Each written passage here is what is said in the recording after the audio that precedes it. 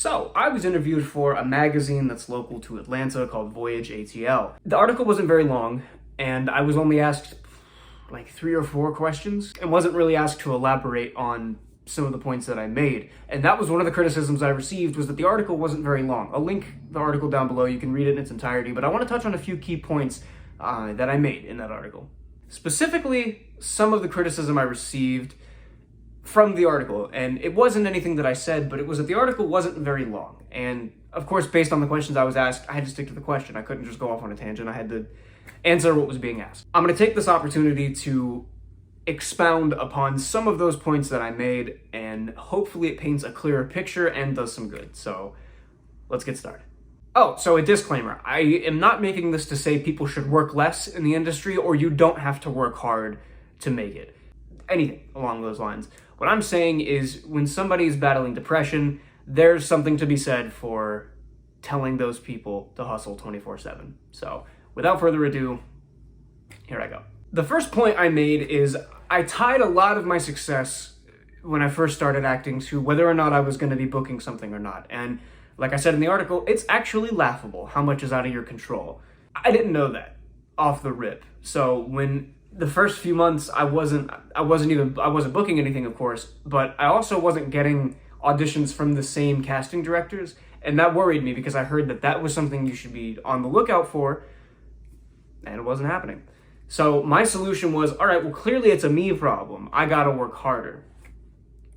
And all that really did was put a lot of pressure on myself, and I was tying my progress to a reward that wasn't coming. But it was a reward that was out of my control. In fact, I know somebody who sent in the total wrong audition. He had 2 auditions that day, and he sent in one to the other, the wrong ones to each one of those casting directors, and they booked him anyway. So there's so much out of your control, it's actually hilarious.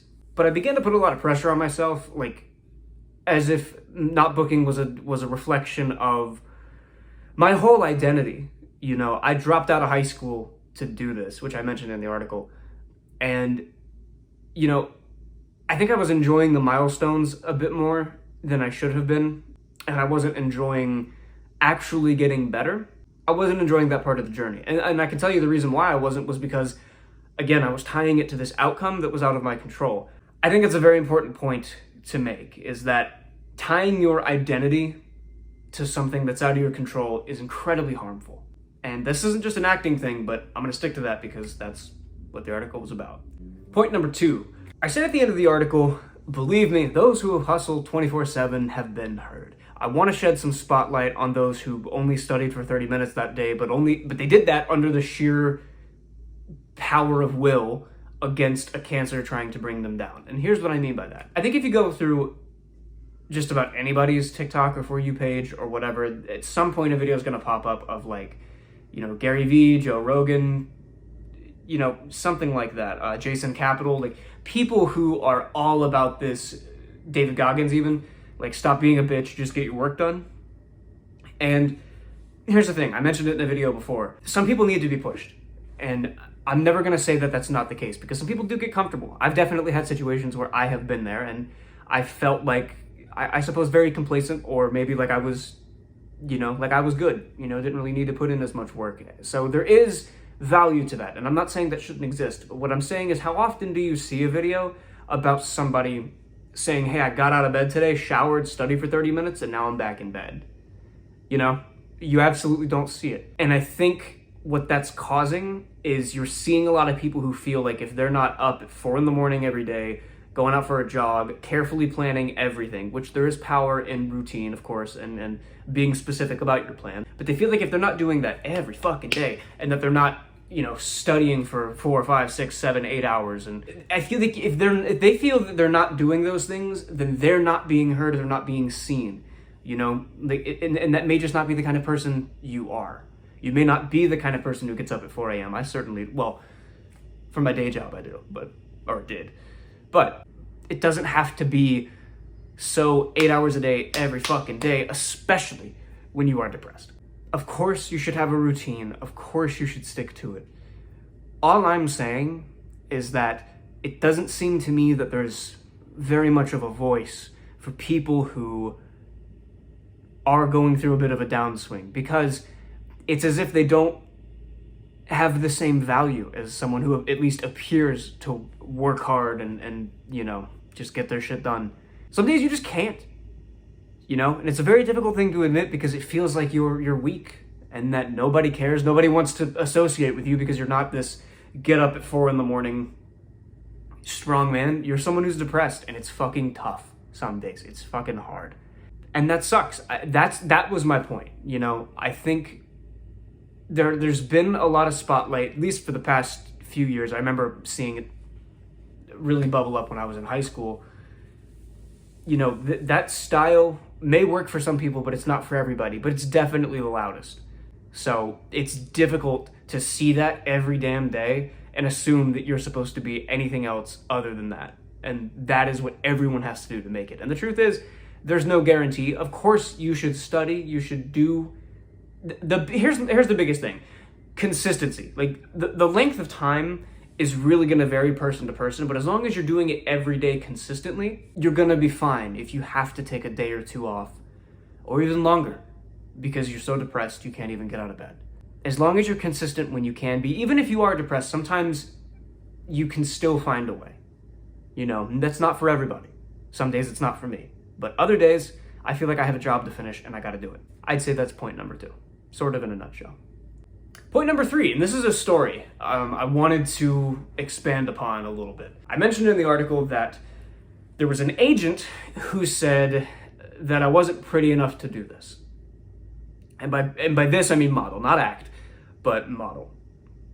Here's why. Here's where okay, let me start from the beginning. I had done a showcase where I performed in front of a bunch of agents, or I had a scene that was filmed, put up in front of a bunch of agents. And I got about 9 interviews, and I think at the end it was maybe 4 or 5 contract offers. And one of them was from this agent I'm about to tell you about. So I go into the office, we sit down, we talk a little bit. She, I think, was a fairly new agent at the time, at least to the Southeast, specifically the Atlanta area. Talked about some of the, the bookings, where I fit on the roster, things like that. If you've interviewed with agents, you know what I'm talking about, going through that sort of process. And I'll say that, I'm not going to say the agency or the agent, but Models was in the name. So I was like, man, that's kind of cool, because I always had this ambition of doing it. And I think it would be fun. I think it'd be interesting. And it would mean a lot to me to be able to do it. So I explained that to her, kind of jokingly, that I was like, kind of interested in doing this and whatnot. And she talked about, the very first thing she brought up was my height.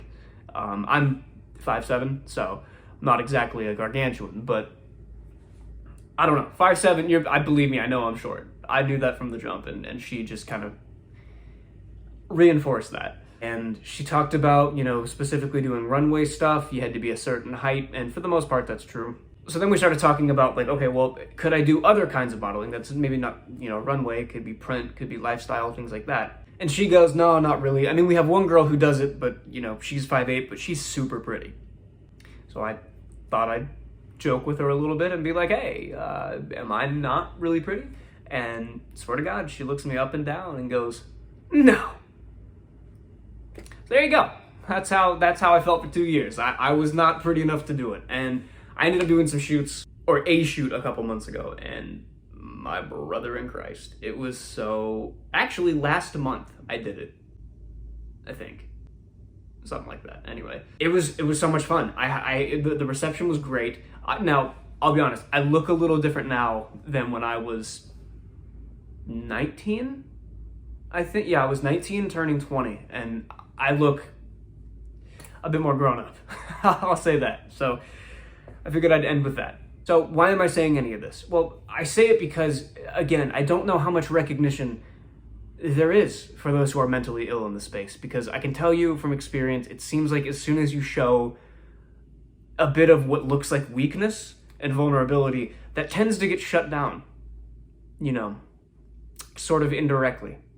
And people don't really want to hear it. They don't really want to hear what it's like for somebody to be depressed, or how much they didn't work that day, maybe they didn't feel like it, because people really want to be seen with those who are hustlers.